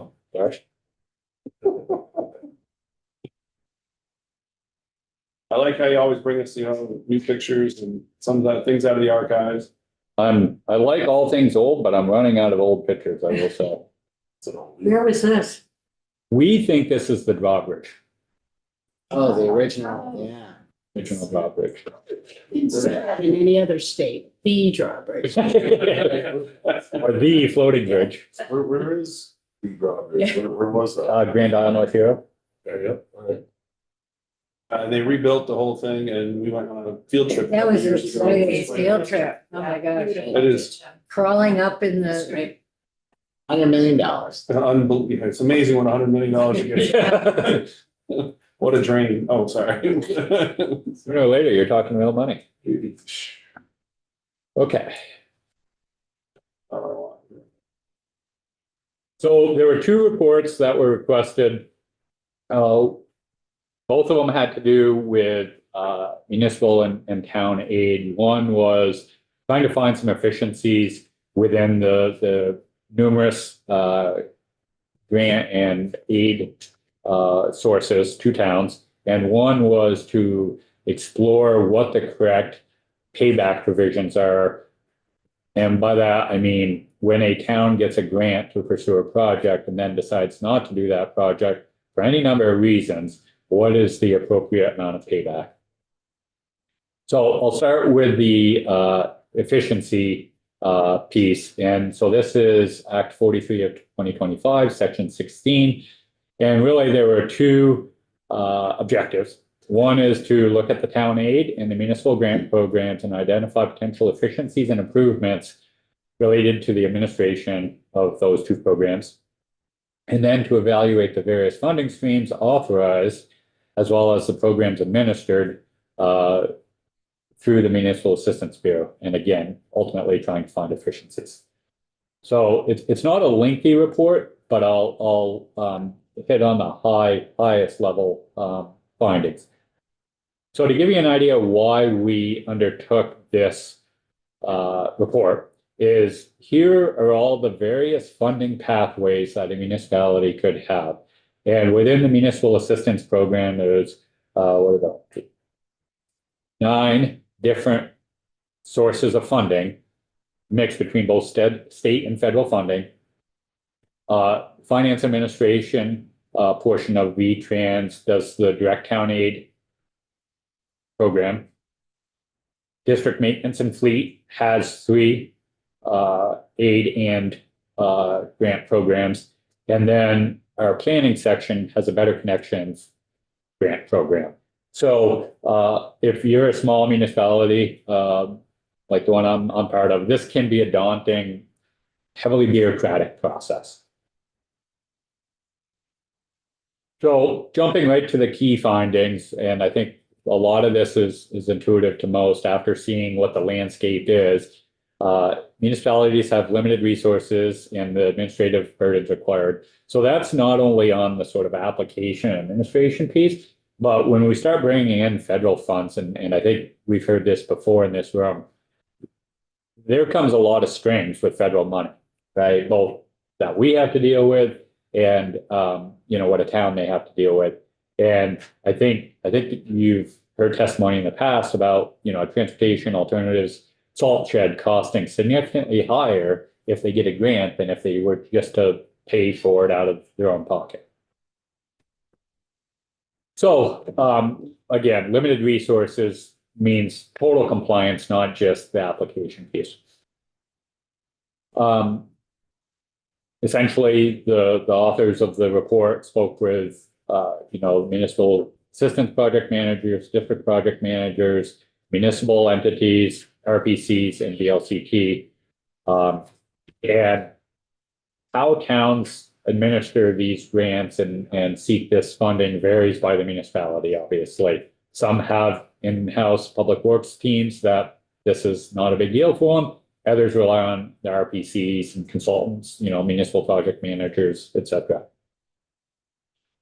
Also, the frequent turnover, right? Select boards generally change over every 5 or 6 years. Priorities can change. Obviously, we spoke about inflation, what the cost of the salt shed is. All other things aside, went up dramatically. So again, the ability to fund and execute any of these projects is highly fluid. Transparency. So given the limited municipal capacity, it was recognized we need to be very transparent in what the process looks like. Both what the opportunities are and what the expectations are. What one of the findings is that we were found to be highly transparent in some places, but also there was inconsistency in how transparent we were. They did look at what our neighbors do. That's oftentimes one of the first places to start, trying not to reinvent the wheel. And really, it's all over the board as far as how different folks administer all these different programs. The big takeaway I would say here is that the formula-driven process, so that is, instead of getting a Class 2 paving grant, it's just rolled up into your direct aid. So you don't have to apply for the grant. A portion of that grant effectively comes every year, and it's incumbent upon the town to, basically create a reserve fund that they then can do a project every 3 or 4 years instead of waiting 3 or 4 years and applying for a tranche of money every 3 or 4 years. The downside of that is a lot of towns don't do that. And so when the critical need arises, they don't have that tranche of money in a reserve fund. So yes, you remove the bureaucratic hurdle, but you've lost the discipline, I'll say, to reserve that money and not use it for general maintenance, but set it aside for an upcoming paving project. Representative McCoy? So, how is that grant money split? Does every town get the same amount? Is it based on road mileage, population? So I believe the statute that's administered through our district maintenance team, and I believe the statute says it needs to be administered equitably. And this is, to some extent, the lack of transparency. So essentially, at the district level, they try to balance it out and say, okay, this is what you get. And what I understand, and maintenance would have to provide clarity here, is it's generally not calculated. So like the grants program is a proportion to the number of bridges you have in town. Whether or not road mileage plays into that, I'm not 100% sure. But they try to keep track over a 3 or 4 year rolling average time frame and say, okay, you just got a bunch of money, you go to the bottom of the list, and then you sort of cycle through, right? And so if you get a really big structures grant, you won't be really in line for another structures grant for a period of time. Now, because the grant value changes a lot, again, it's sort of subjective, right? It's not, you get 18,000 this year, because maybe you're only asking for 11. So maybe you don't drop to the bottom of the list, you drop to the bottom third. That's how I understand it to operate. Yeah, I think that's what we heard last year too, that they just try to be fair to all the municipalities. And doesn't mean they don't look at some critical things and adjust. But I'm guessing I would agree, and maybe you would agree, that there are municipalities who, for whatever reason, would maybe do more paving and buy some new trucks rather than put money aside. They have to have that discipline, put money aside because there's a bridge that they need to fix in 4 years. Right. And I think we see that in school education too, where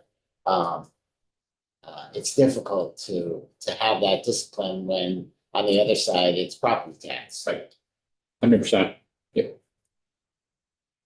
So there is a savings on the bureaucracy side, but then you need the parachute when a town hasn't set aside that money. Well, I guess I'm still a bit confused. So this is grant money we're talking. We're talking about if you eliminated the grant program Okay, and just if we bake did. it, and just bake it Okay. into their direct aid. Okay, we do not do that. We do. Currently, we have this list because I remember Yep. we had someone come in and talk about the list. Right. How do you figure out who gets what? And Right. That's pretty much what you just said. So, Okay. so what I was contemplating as far as different approaches is effectively, if you looked at the town highway class 2 paving program, and the town highway structures program. In theory, those should go away, the administrative burden of administering those grant programs and the annoyance of the towns having to apply for them would go away. And that money could be applied to the town highway aid program. So their annual highway aid would go up. But if they did not establish reserve funds and they did not set that money aside when they needed to do a bridge or do a small paving project, there would be no grant program to apply for. But you could list it out on, you get there, I forget it was it 3 times a year. For, I Twice a year, think, 4 yeah, times a whatever it year. is, yeah. You separate out on that. It's a paper, it's probably emailed now, but Yep. you could certainly separate. You could note it, but again, whether or not they have the discipline Yeah. to not use it for operational It's- costs. Yes, it's amazing how many towns don't. I mean, we had set up a lot of reserve. Right. To a lot of. There's a road, If we put 5,000 a year Right. in each bucket, yeah. they were there. Represent Pouch and then represent Burke and then represent Loudon. I would say at our town, I mean, we've, in the last 4 or 5 years, really the capital plan has become far more important and far better funded. But potentially, if we were to go forward with some of these changes, the funds that we give for the regular formula funds could just continue to go and the town decides, I'm gonna pay this, or I'm not gonna do this, or we're gonna do something and buy new trucks. And then potentially another chunk of money could be earmarked for, I'll say, capital. And put some controls on it. I suppose you could try to legislate some discipline in it, but just, you know. So it's not one or the other, it potentially you could. Yeah, I mean, Balance. in theory, you could. I don't know how you enforce that though, right? Effectively, there'd have to be some level of audit, right, for every town budget on an annual basis or some frequency. And then, you know, what's the consequence of that? Do you pull the money back if they, again, bought new trucks instead of setting it aside in the reserve fund? I don't know how that, I'm not saying it's not, off the top of my head, I just don't know how. Burke and then represent Loudon. If you're also. Yeah. I know. Are you referring? No, you were for, Okay. It seems to me that since there's not everybody gets a grant, structured grant or a class 2 paving grant every year. So if you were just to take all that money and divide it up, the towns wouldn't be getting enough money. I mean, to be doing the projects. Am I right in this? That if you just lumped all that money together and gave it out as town highway aid, then you're spreading out the amount of towns that are receiving, like say, I don't know, how many towns get a structures grant every year? Maybe 20 or something? I don't know, whatever they get. And those grants are capped at 200,000 or something, maybe. Yeah, I forget the number. Yeah. And then the paving grants too. So if you were to lump all that money up, that those say, just for example, 20 towns get, and you spread it out to all the towns, then even if they set that money aside, or I don't know if I'm figuring this out right, but even if you set it aside for capital projects, it wouldn't be enough. I mean, you would have to accumulate over a number of years. Yeah, so absolutely. On an annual basis, if you got a grant, the combination between the aid and the grant would be far more than if we combined it and just gave you the aid. I think the notion is over a 5 or 10 year period, it would equalize itself out. And that's where the discipline comes in for, and I think you said this, a town would need to accumulate a portion of their aid in a reserve fund over a 5 year period, in effect, to supplement or take the place of that grant. Yeah, I just wanted to clarify, these are state funds, right? Or are some of these federal? Generally, what we're talking about would be state funds. So it would be the town highway aid program and the town highway class 2 paving, and then the town highway structures program. So yes, Okay. those are, All of it is state funds. yeah. Yeah, I mean, I think this is really interesting. a carrot and stick approach, that we might, think about on this committee. And this is something I think that, we have this existing infrastructure of the RPCs that could help with some of the littler places that, because I know a lot of them don't even do capital planning and, there's a load of challenges that I think are kind of too granular for you guys to get involved with. But that's why we have RPCs, they are that middle existing bureaucratic layer and they're well trusted and they help a lot. I think this is worth exploring what the potential savings could be. And we could mandate, I know Michigan has done a lot of things with carrot and sticks, incentivizing, you want this, you got to do these things. And it's working.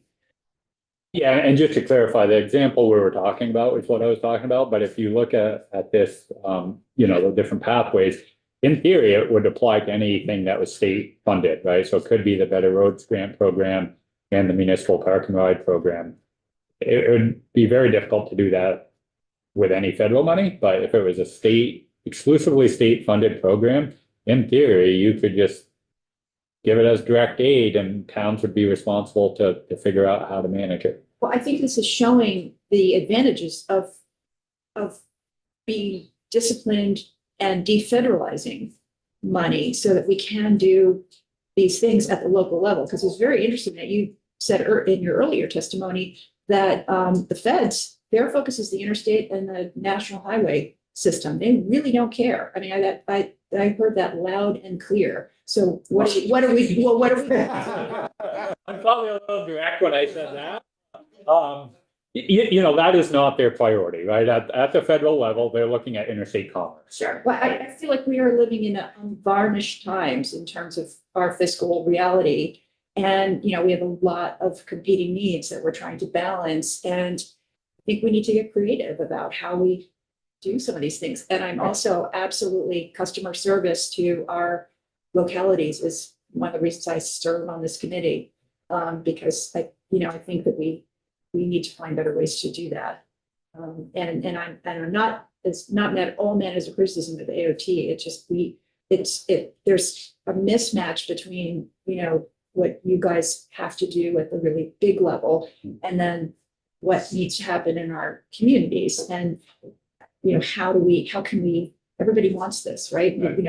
You serve on your select board to help make some of that better too. And so what are our opportunities here? I think this is really interesting.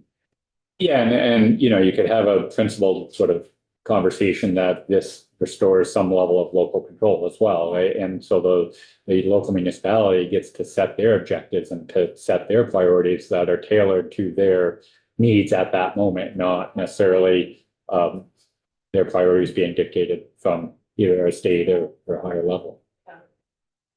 And I'm sure I've heard this before, but I'm not quite sure the answer. So not every municipality is the same, obviously at different roads, but some have far more bridges and structures than other ones.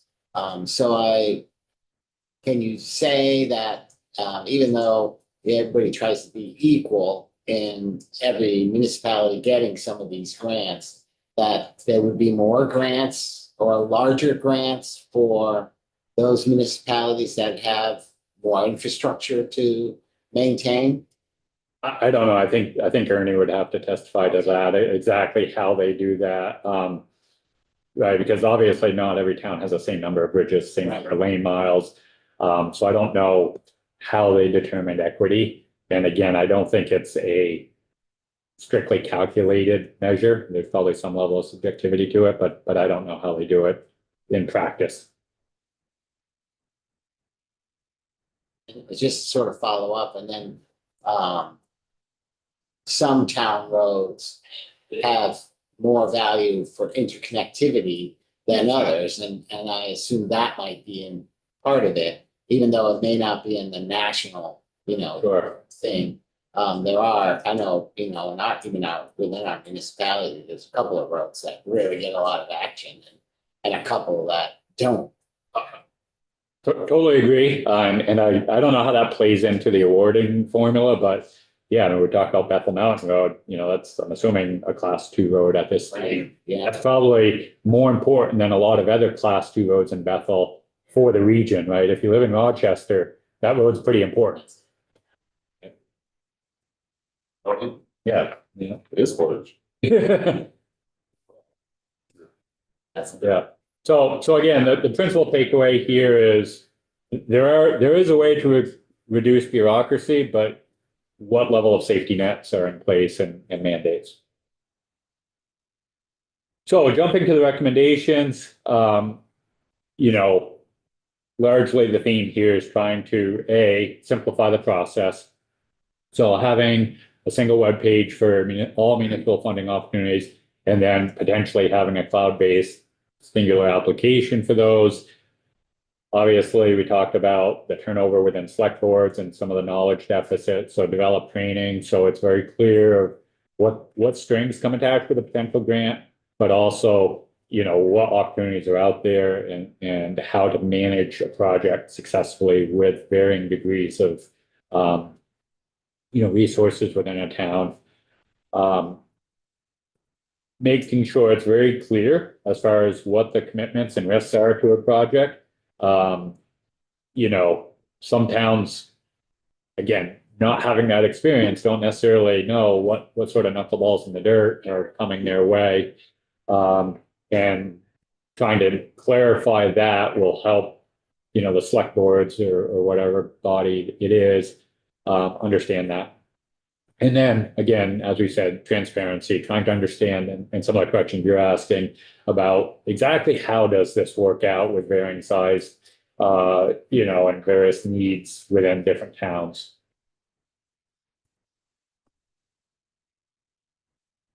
Representative Fusil?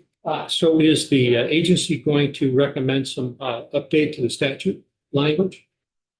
We're not in a position to make any recommendations right now. We're delivering this report. We'll have to go back through and decide what, if any, recommendations will be executed. I think all of these recommendations come with, I'll just say, a consequence, whether it be the cost to do something, what is the safety net, what is the, as Rep. Raleigh said, what is the stick, right? And who's in charge of that? So none of these are free to implement, shall I say. What? Well, just, Jeremy, looking at your recommendations, it seems like a single web page for municipal funding opportunities would be a great first step that would not have high costs. And just putting them all on one page so towns know where to look, instead of having to chase down this grant program and this one. And I think that would be a great first step.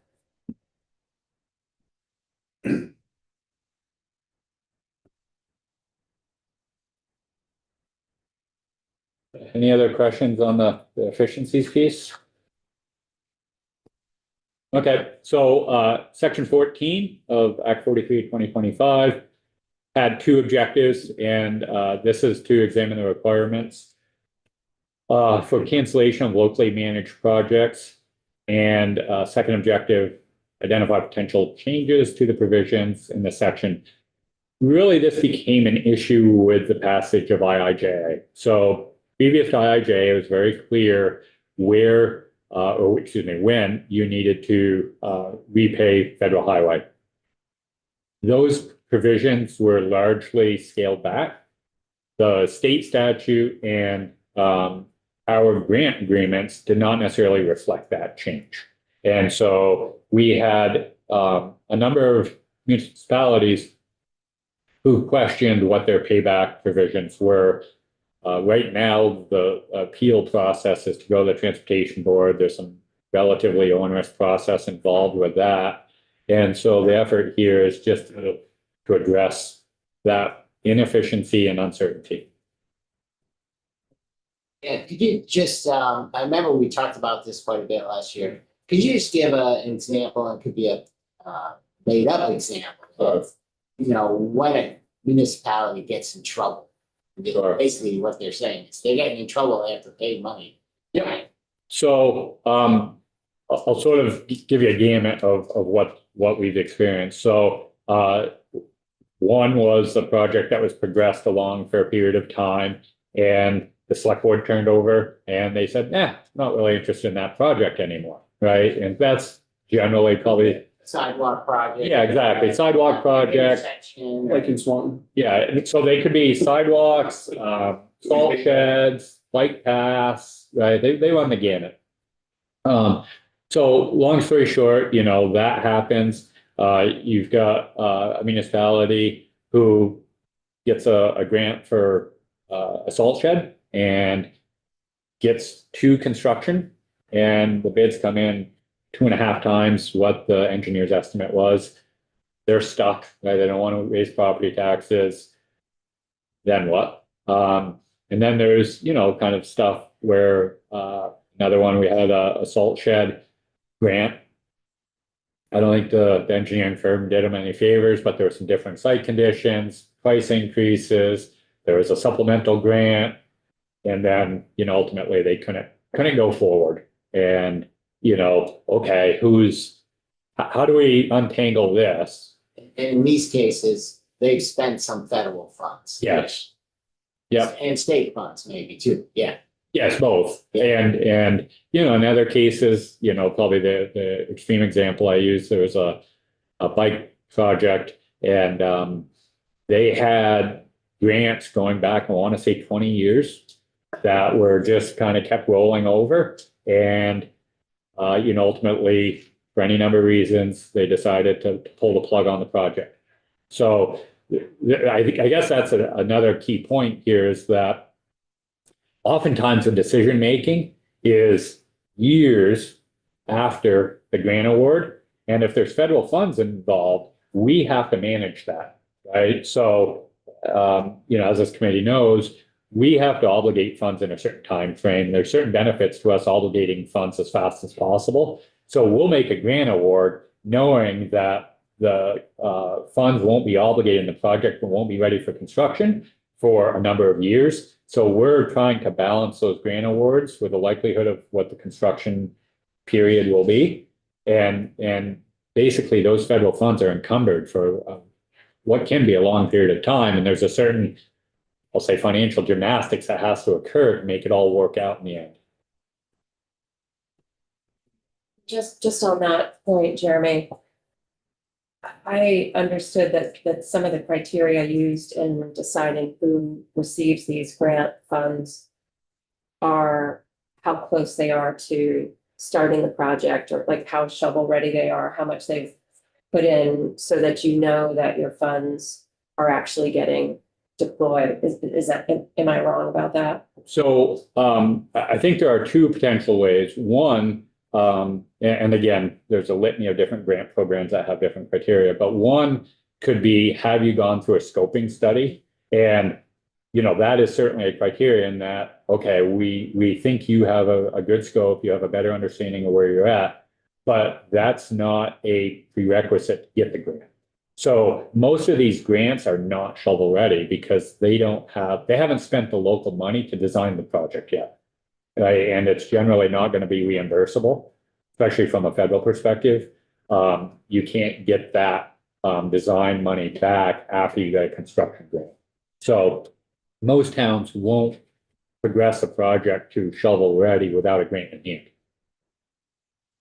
And sometimes those grants are for scoping projects? Yeah, we give grants exclusively for scoping. Yep.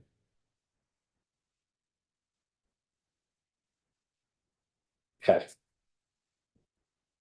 So again, key findings. There's some ambiguity and inconsistency in what the statute and the grant agreements say. And you know, as somebody who spends a lot of time reading the CFR and trying to pick that apart, it's not always clear either, because there's a lot of time references to you know, different memos from 15 years ago or whatever. So you know, there's ambiguity on all sides of the house. Process challenges for the municipality. You know, we touched on this before, you know, smaller and rural towns may not necessarily have the dedicated staff to manage these things. and to drive the project forward. Also, if a project goes up, Burlington can handle $100,000 price increase better than Roxbury can. That's just the, fiscal realities of it.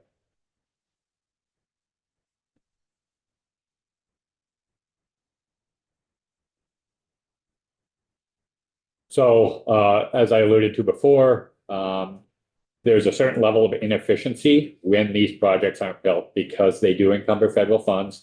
We've got to sort of play that game to move federal funds around and try to match the construction expenditures with the FY budget.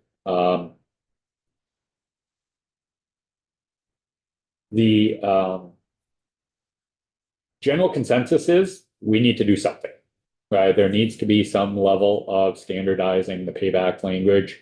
There needs to be milestones that are articulated from the beginning that say, once you get to this, you don't move forward, you've got to pay everything back from there.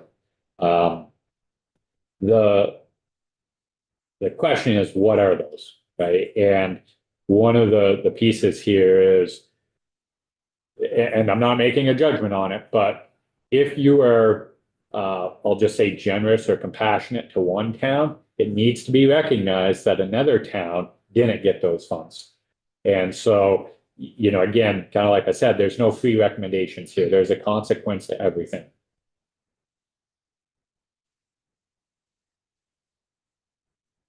So here's some of their recommendations. One, update state statute and all grant agreements. So that's plain language. Clearly, here's what the payback provisions are. That would raise awareness and understanding at the earliest stages. Second point, mandate project scoping or even a scoping plus, as far as like a viability study before we would even give them a construction grant. That does add some bureaucracy, but in theory, the town would be better positioned to move the project forward. Provide regular and targeted training sessions for the towns so that they know what the current status is. This would, in effect, be similar to the previous training as far as what the grant agreements are and then what the payback provisions are. And it would, in some hopes, help with that knowledge transfer and the churn within a town. And then obviously, once this got stood up and get accustomed to it, would be like pre-IIJA, in which it would just be institutionalized. One of the other pieces to this would be, what does the appeals process look like? So currently it goes directly to the T-Board, and the way the state statute has been interpreted is effectively, I think, and I'm going to paraphrase here, the T-Board has to issue a decision within 30 days of the appeal. But the T-Board is a quasi-judicial entity. So that means you've got to go through discovery. You've got to go through the whole process within 30 days.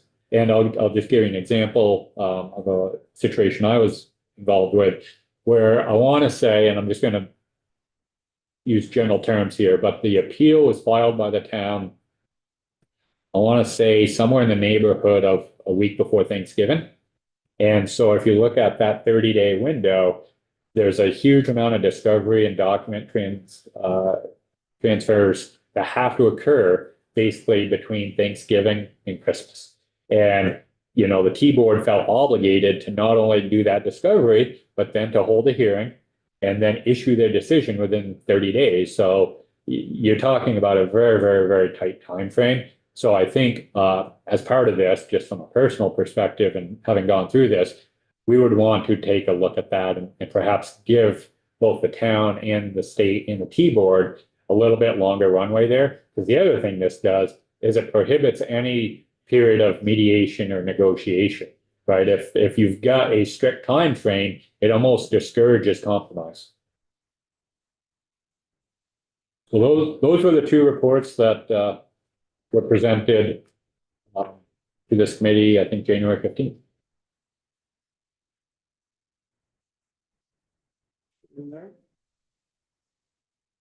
I guess the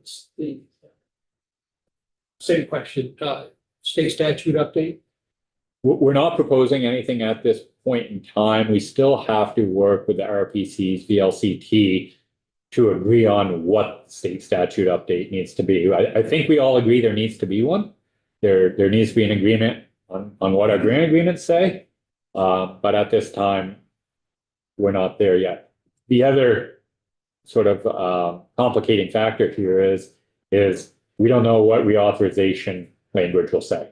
So in theory, if they Federal. yes, right. And so principally all this is for federal funds. So I would hate to say this could be an outcome, but in theory, we may have to revisit this topic every 5 years. Well, Representative Foy and Representative. Do the majority of the projects that you've seen already have scoping done? No, I don't think so. It's like, Yeah. what are they, select board sit around and pie in the sky, and, hey, let's. Well, yeah, I mean, I would give them a little bit more credit, right? And there's probably a difference between formal scoping and, hey, this is what we think we can do.